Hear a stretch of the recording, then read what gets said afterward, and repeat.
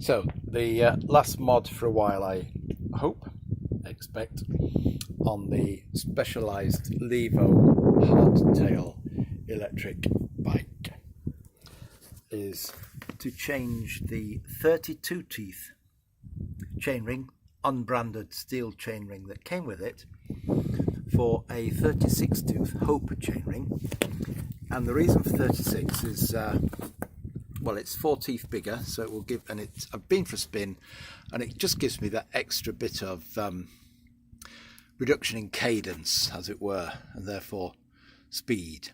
I've not done many miles with it. Anyway, there it is.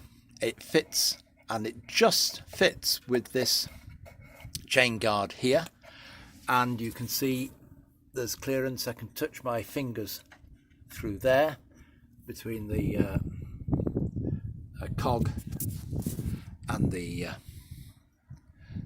chain stay. That's at its upper limit, and it's 38 teeth, and you won't be able to get that on. However, fortunately, the lads in the bike shop changed it for me, or should I say Dave Sarby at Sarby Brothers in Murfield, because it did need the crank taking off, this ring with its special tool removing, and then a puller on the spider to pull the spider off in order to get the chainring attached.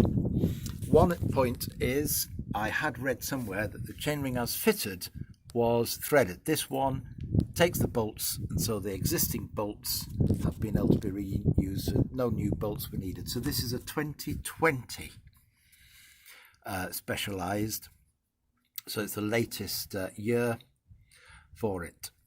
Okay, and so you don't need to change any of the bolts. That fits. The only thing you've got to have is a puller for this. I do have a puller, but also the spanner to undo that locking ring on there. So let's just go over all the other changes while I'm down here. Pedals clipped on one side and then flat on the other, so dual use pedals.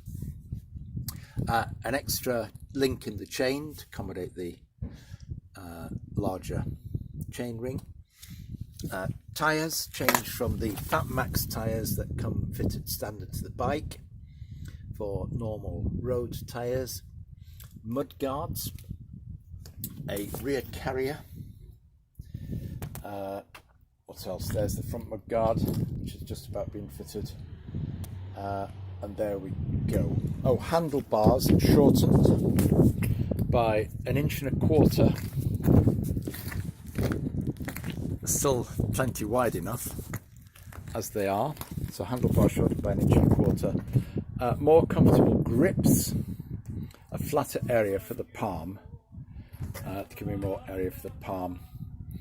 And of course I've added a speedo, so I can see it, because the thing that holds my phone that goes on there isn't easy enough to see, and that at least tells me the speed. I only wish it had temperature as well.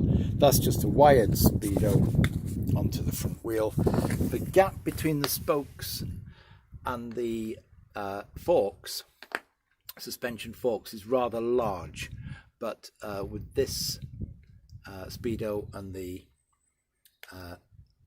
attached down there around the this P-clip for the mudguards down there at the bottom, then it just pushes it close enough for the magnet to trigger it enough so that the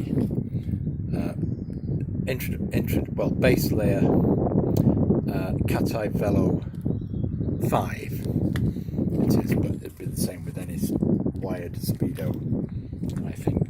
So that's it. That's the bike now set up and ready for my purposes. Oh, and the other thing, yes, sorry, the skewer, which I put through on the back for taking a trailer.